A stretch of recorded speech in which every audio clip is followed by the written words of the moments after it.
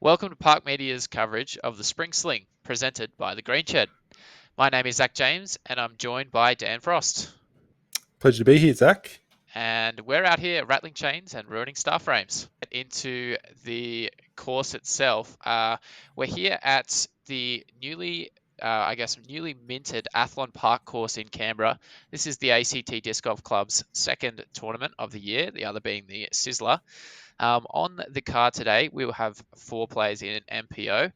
We're going to have Austin D'Alessandro, Dan Frost, yourself. We also got Adam Rigby from Jindabyne and Jeremy Carruthers. He's recently moved to Sydney. Getting into it, hole number 1, presented by the Green Shed. It's a par 316 metres. Dan, how are you attacking this shot? Well, it's a pretty long hole. There's not too much danger left or right, so you really just want to pump something straight that'll get through the trees and nestle up at the base of the hill, or even on the hill if you're lucky. All right, first on the tee, we've got yourself, Dan. What's this disc?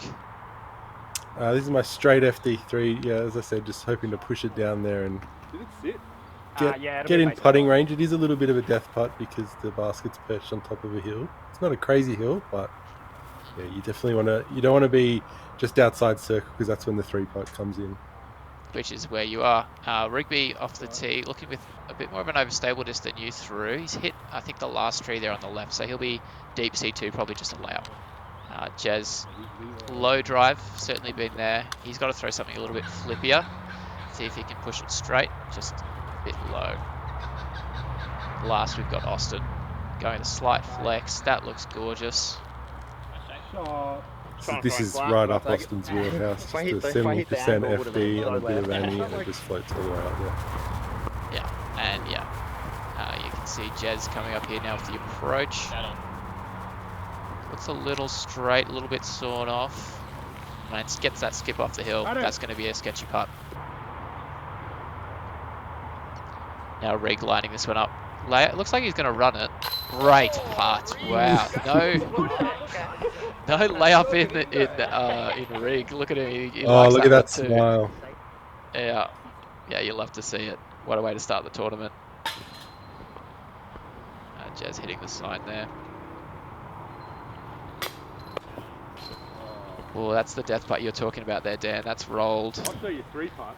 I actually forgot that happened, so it wasn't foreshadowing. Let's see if I can make it from a knee. Oh, rough. Ooh, that's a tough start. Speaking of another tough start, I should say, Austin getting the birdie. So we're going to see 2 birdies and 2 bogeys on this one. A little bit of a score separator on hole 1. All right, hole number 2, presented by the Property Collective. We've got a 84-meter par 3. I'd say this one favors a forehand player or a lefty hyzer thrower. Just got to beat that first tree in the middle of the gap. I would say probably the left gap here is preferred, left or straight. Either kind of a flippy mid-range or putter, or something that's going to finish into the hill. Yeah, absolutely. And for this event, we actually unveiled a ridiculously raised tee pad, which is probably going to look pretty funny on camera. All right, first on the tee will be Rigby. You can see that raised basket there. Hops the forehand route. I love that swing. Oh, he's put it long. Ooh, and there's a little ridge there. That could have rolled a fair way if it got on edge. Austin taking the left gap. Just a little bit nose up and high out of the hand. Hits the cabbage. And I was like, that actually looks pretty he'll good. have to lay that one up.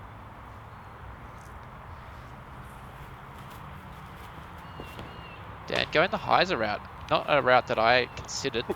What's the thinking there? Well, I call that the first available route. Just trying to emulate what Austin did there.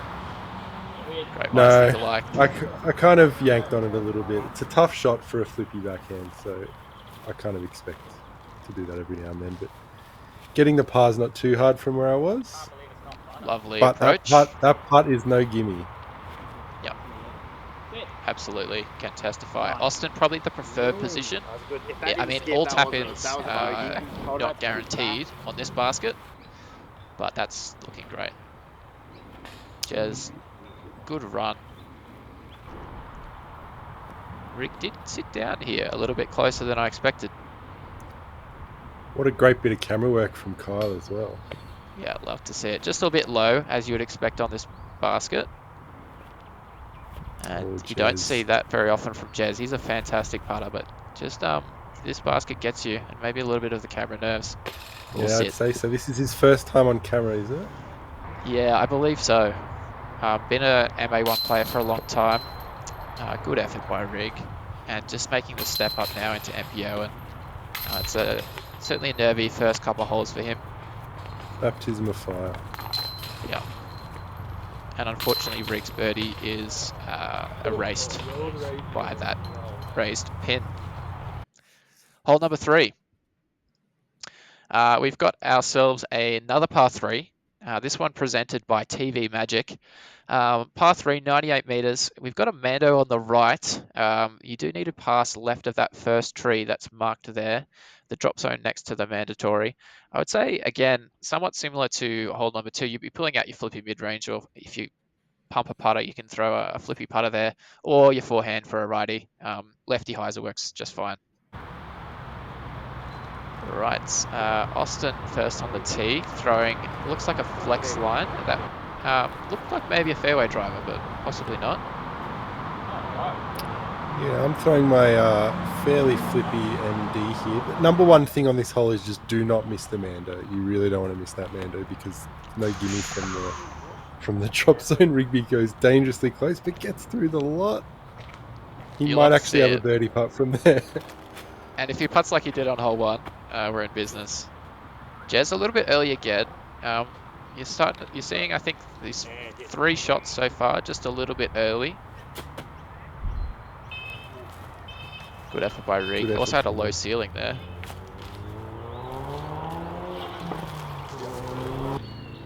Surprised to see none of the tee shots drop. Oh, great putt from Austin. Surprised to see none of the tee shots drop short. There's a bit of a ceiling off the initial shot that usually people hit and drop to the left, but everyone managed to get through fairly unscathed. Yep. Austin loves a fist bump. He does. Austin loves a lot of things. Don't let his demeanor... Disc golf is not one of them. Yeah, don't let his demeanor fool you. He's just a big cuddly teddy bear, old Aussie D, as he's affectionately known.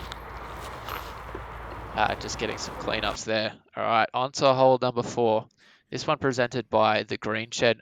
Hole 4 is a par 4, 182 meters. This one you're looking at a pretty wide open tee shot. You start a little bit amidst a clump of trees, but hit this initial gap, get out into the field.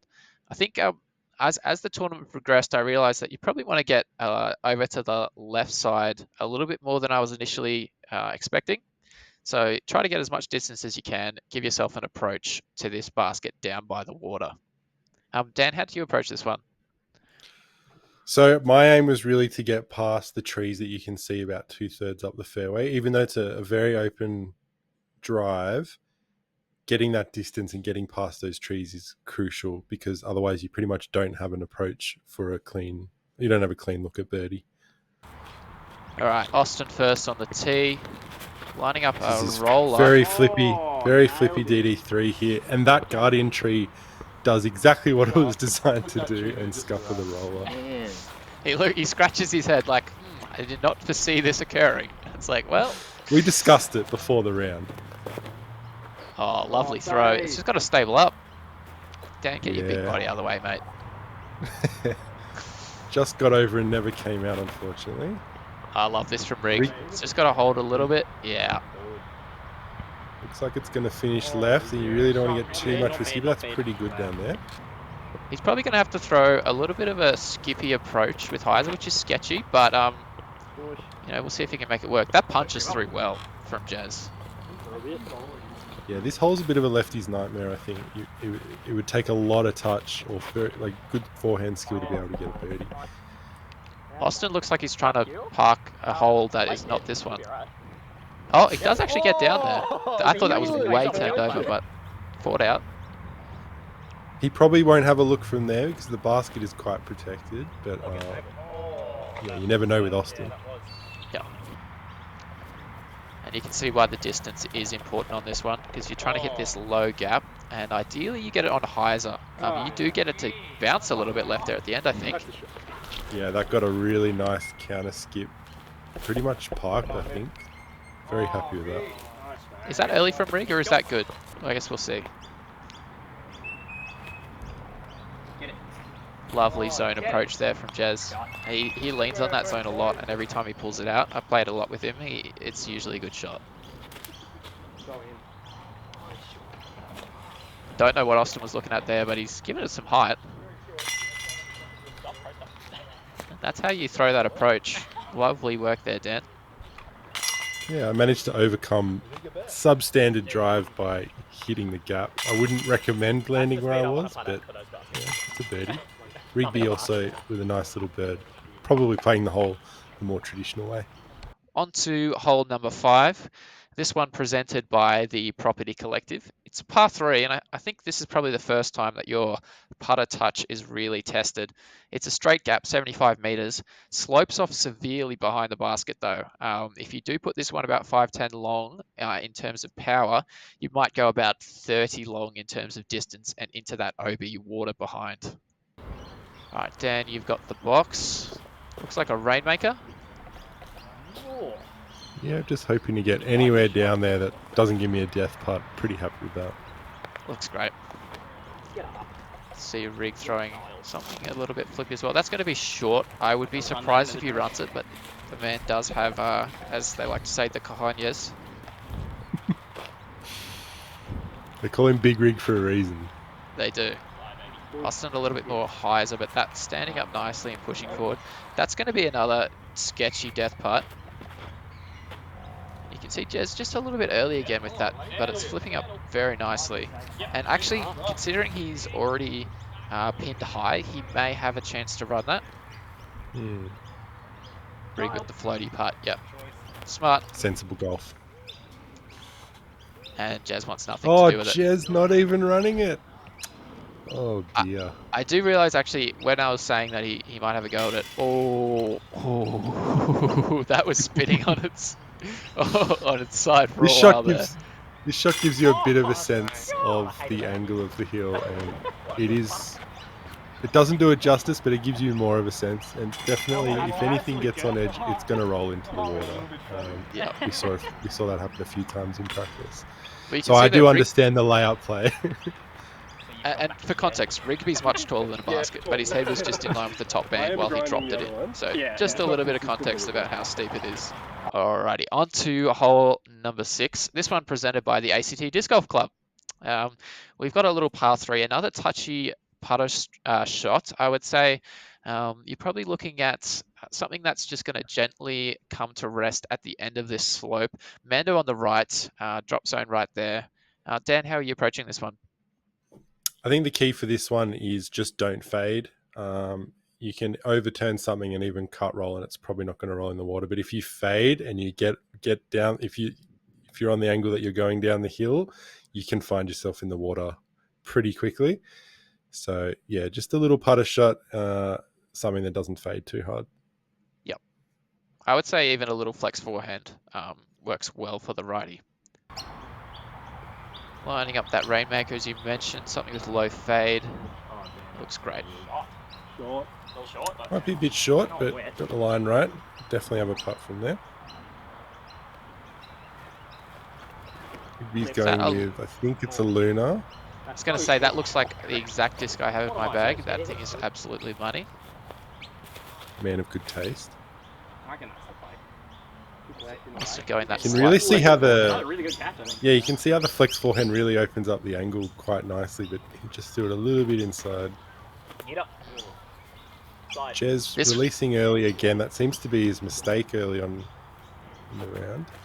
I agree. Yeah, that one, in terms of the amount of flip up, I think if he throws that a bit higher, it straightens nicely and matches the slope of the shot. But just early and low, bit of lack of confidence maybe. Also not happy. What's new?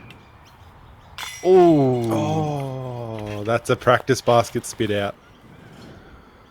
That's rough. That was a good putt by Rig. Gave it some height so it didn't go too far past.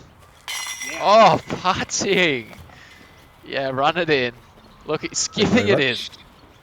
Not perturbed by watching Rigby spit out. Pretty much hit the exact same point. Maybe he loosened it up for me. Austin, not happy, but it's in. It's in. It's a practice basket and it's in, to be honest. Just, you know, count the par. Jez gets up and down as well. Dan, I want to talk about that little... sorry, mate. I want to talk about that little jog in you did there, mate. Raptor legs is Ricky's thing. What's that? Is that Bambi legs? Something like that. I'm not known for my speed, but it's a little bit of a bonus for everyone there. All right, on to hole number 7. Par 3, presented by Disc Golf Justice. We've got a par 3, 96 meters.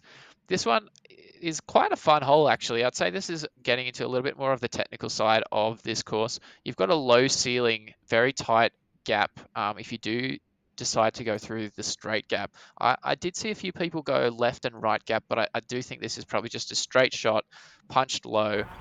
Try to keep it nice and straight. That looks very nice. That's that straight, I'm guessing fairway. Is that what your play is? Yeah, that looked like my straight FD3. Just really trying to rip over on it. I know it won't turn. But this is a very tough hole, like you said in the intro. I'd say it's a tough bird. It's not the hardest par for sure, but it is a pretty tough bird. Yeah, I'm with you. I think both rounds I felt like I threw the disc well, throwing like a 7-speed, but just ended up about 15 short each time because of the ceiling. You see 3 players go down this left gap. Yeah, very interesting. I mean, I don't throw forehands, but even then I still find the straight gap much more of a straightforward gap to hit. Just giving that one a good run. It's a good safe run. Honestly, if you get into like this range here on this hole, not a bad result. Good run by Rig. This tree was the bane of my existence in practice and in round. This is for 5 in a row though. And look at that one. Garrett Girthy in the house. Well, mate. Oh, but Austin won't let me have it. Yeah. All of a sudden, 5 in a row there, Dan. We're starting to see a little bit of a separation of you both to the other guys here, and probably the rest of the MPO field. 4 and 3, Rig keeping pace. He's definitely still in it. Jez starting to slip behind. He needs to pick up the pace. Hole number 8, Property Collective. Thank you very much for sponsoring this hole. It's a par 3, 102 meters. This one, I guess it's probably a little bit of a theme of this course. I'm starting to realize as we go through these is a flippy mid-range or a forehand works well here. I guess you can throw the putter as well, but flippy mid-range, my play. What about you, Dan? I went a little bit more disc because I found mid was just a little bit hard to get there with the late trees. So I kind of tried to go for a little bit more of a laser beam that stays low and might turn a bit. Pretty tricky hole though. Right, there is that fairway that you mentioned.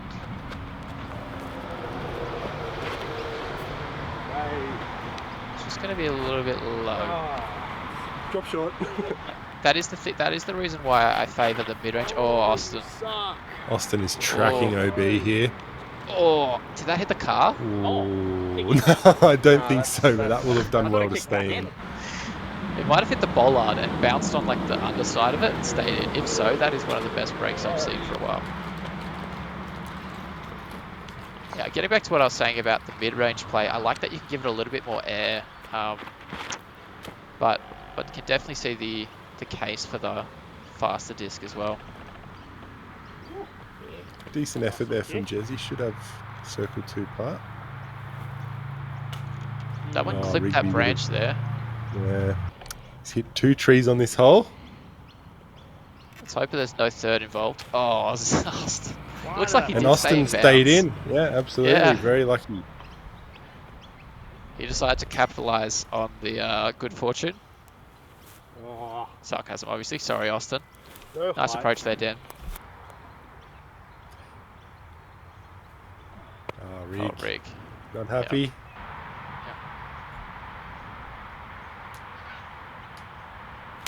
Good looking putt, just a touch high. That one's not on the putt, that's on the first putt. Perhaps Rig cleans giving up. back the stroke that he deserved to lose from the tee shot. Yeah, yeah. You can see the hat's a little bit up on the head. That's a sign of frustration from Austin if you play with him. Absolutely. Yeah. The angle of the hat tells you a lot about his game. Now our feature card here struggling on that one. Hole number 9, last hole on the front 9. This one presented by TV Magic. We've got a par 4. I really like this hole actually. It's a 172 meter par 4 with a Mando left about, I would say, 90 meters up the fairway. In some ways, the first shot is a placement shot unless you've got a big forehand or if you're a lefty. And then the second shot you'll see is through a little bit of a tunnel of trees with a tricky green. What's your play here, Dan? Roller? I did do that in practice, but in round I'm just going with a straight mid, really not trying to reinvent the wheel here. This is a traditional golf par 4 where it's a placement shot off the tee, and the approach is really where you make your money. Yep. Having said that, Austin's going for a massive forehand. And that is going to miss the Mando. You can see the Mando mark there with the white placard. He's going to have to go to the drop zone. Rigby not turned off by the play. Absolutely smokes it. I love his forehand. Perfect spot. Yeah, he gets a lot of whip. Here we go, Jez. That looks fantastic. Look at that flip. That's what Jez can do. Wow, that was a sexy, sexy shot. Austin drop zone. I think punches through that and gets to the backside. Hard to tell. He might have a putt. Yeah, if he got behind that bush, the bush is pretty thick and prickly though. He could have a putt. This is pretty good landing spot. Just a little bit maybe far away. That one's a bit early. Yeah, not happy with that.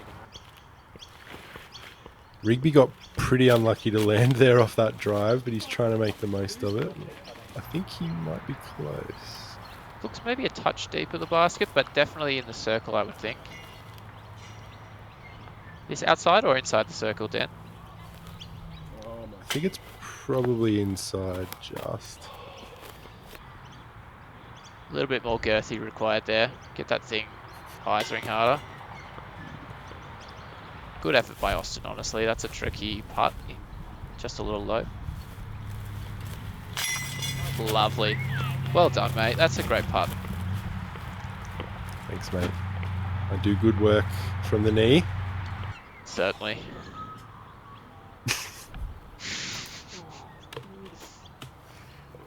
Rigby, unfortunately, I think he got a little bit greedy, but no harm, no foul. Yeah, pretty unlucky to be that pinched off the tee, considering the fact that he hit the drive so well. Nice bird there for Jez. Bit of a nervy putt, but great to see him get a bird on the board. Hopefully he can carry it through to the back. But actually, your tee shot wasn't great. Your approach. Alrighty. Little update on our players' scores coming into the end of round 1, front 9. Dan, you're leading the way at neg 4. We can see that there is a player currently, a couple players, in fact, right there with Austin as well. Austin tied for 3rd. We've got Adam Rigby in 5th and Jez at 7th at the moment. We will see maybe some of those players a little bit later on.